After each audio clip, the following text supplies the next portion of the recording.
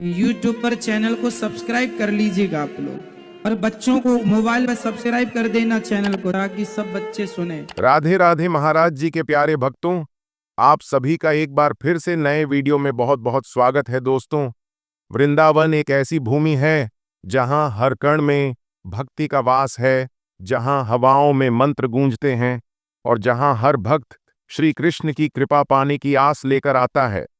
लेकिन क्या आपने कभी सोचा है कि इस पवित्र नगरी में एक ऐसा आश्रम भी है जिसके चारों ओर श्रद्धा के साथ साथ कई रहस्यमयी कहानियां भी बुनी जाती हैं? क्या यह सच में सेवा और भक्ति का केंद्र है, या फिर इसके पीछे कोई ऐसा राज छुपा है जिसे जानने के बाद आप भी चौंक जाएंगे? आज हम आपको ले चलेंगे गौरी गोपाल आश्रम की यात्रा पर। लेकिन यह सिर्फ एक साधारण आश्रम दर्शन नहीं, बल्कि एक गूढ़ सत्य की खोज है, जिसे जानकर आप खुद फैसला करेंगे कि आश्रम की सच्चाई क्या है और क्या वास्तव में वहां कुछ अलौकिक घटित होता है। यह यात्रा शुरू होती है मथुरा रेलवे स्टेशन से, जहां सुबह के 4 बजे हम ट्रेन से उतरे। स्टेशन पर भक्तों की भीड़ थी। कुछ लोग यमुना स्नान के लिए जा रहे थे, तो कुछ श्री बांके बिहारी के दर्शन की तैयारी में थे। हमने अपना सामान उठाया और जैसे ही स्टेशन के बाहर कदम रखा, अचानक एक वृद्ध साधु हमारे सामने आकर खड़े हो गए। उनकी आंखों में अजीब सी चमक थी। उन्होंने हमें गौर से देखा और बोले, हमने अभी तक किसी को नहीं बताया था कि हम गौरी गोपाल आश्रम जा रहे हैं। फिर यह साधु हमें कैसे जानते थे? क्या यह महज संयोग था, या फिर यह कोई संकेत था कि हमारी यात्रा साधारण नहीं होने वाली? हमने साधु से कुछ और पूछना चाहा, लेकिन जब तक हम कुछ बोलते, वे भीड़ में अचानक गायब हो गए। आखिर यह साधु कौन था? क्या वह सिर्फ एक राहगीर था, या फिर श्री कृष्ण ने हमें कोई संकेत भेजा था? हमने एक ऑटो लिया और वृंदावन की ओर बढ़ चले। जैसे ही हम अटलाचुंगी चौराहे के पास पहुंचे, अचानक हमारा ऑटो बंद हो गया। ड्राइवर ने कई बार कोशिश की, लेकिन गाड़ी स्टार्ट ही नहीं हुई। तभी एक वृद्ध महिला वहां आई और बोली, बेटा, इस रास्ते से मत जाओ, परिक्रमा मार्ग से जाओ, वहां श्री कृष्ण की कृपा मिलेगी। हमने उनकी बात को हल्के में नहीं लिया और परिक्रमा मार्ग से जाने का निर्णय लिया। लेकिन जैसे ही हमने परिक्रमा मार्ग की ओर ऑटो मोड़ा, गाड़ी अपने आप स्टार्ट हो गई। यह कैसे संभव था? क्या यह सिर्फ एक संयोग था, या फिर कोई अदृश्य शक्ति हमें सही दिशा में ले जा रही थी? लगभग 1 घंटे की यात्रा के बाद हम गौरी गोपाल आश्रम पहुंचे। विशाल प्रवेश द्वार पर श्री राधे राधे लिखा हुआ था। अंदर जाते ही हमने देखा, दाईं ओर एक भव्य गौशाला जहां सैकड़ों गाय विचरण कर रही थीं। बाईं ओर एक विशाल सत्संग भवन जहां भक्तों की भीड़ जमा थी।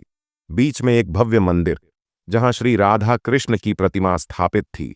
संपूर्ण आश्रम एक दिव्यता से भरा हुआ प्रतीत हो रहा था। लेकिन हमारे सवाल अभी भी खत्म नहीं हुए थे। क्या यह आश्रम वाकई सेवा का प्रतीक है, या इसके पीछे कुछ और ही सच्चाई छुपी है? ठीक दोपहर 2 बजे कथा प्रारंभ हुई। महाराज अनिरुद्धाचार्य जी ने मंच संभाला और उनकी वाणी से पूरा सत्संग भवन गूंज उठा। वे श्रीमद् भागवत कथा का पाठ कर रहे थे, लेकिन अचानक उन्होंने बीच में रुककर कहा, यहां कोई आया है जिसकी यात्रा अभी पूरी नहीं हुई। हम एक दूसरे की ओर देखने लगे। उन्होंने आगे कहा, कोई है जो एक प्रश्न का उत्तर चाहता है, और वह उत्तर उसे आज मिलेगा। क्या वे हमसे बात कर रहे थे? हमारे मन में कई सवाल उठने लगे। कथा समाप्त होने के बाद हमें महाराज जी से मिलने का अवसर मिला। हमने उनसे पूछा, महाराज जी, यह आश्रम इतना दिव्य क्यों लगता है?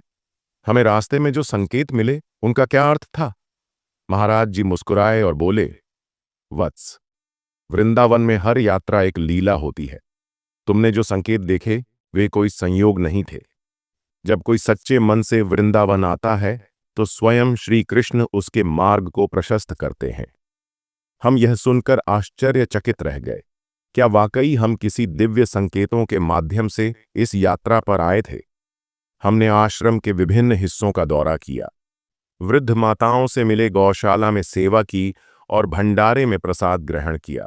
लेकिन जब हम बाहर निकले, तो हमें फिर वही साधु दिखाई दिए जो हमें मथुरा स्टेशन पर मिले थे। उन्होंने हमें मुस्कुराते हुए देखा और कहा, अब समझे, तुमसे कौन इंतजार कर रहा था? और अगले ही क्षण वे भीड़ में गायब हो गए। हमने चारों ओर देखा, लेकिन वे कहीं नहीं थे। आखिर यह साधु कौन था? क्या वे कोई सामान्य व्यक्ति थे या फिर श्री कृष्ण का कोई संदेशवाहक?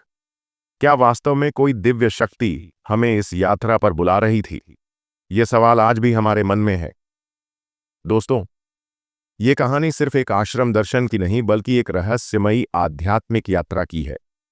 क्या यह सब केवल संयोग था या फिर श्री कृष्ण हमें किसी सच्चाई से अवगत कराना चाहते थे? अगर आपको भी कभी वृंदावन आने का अवसर मिले तो ध्यान दीजिए। हो सकता है कोई भी साधारण घटना वास्तव में एक दिव्य संकेत हो।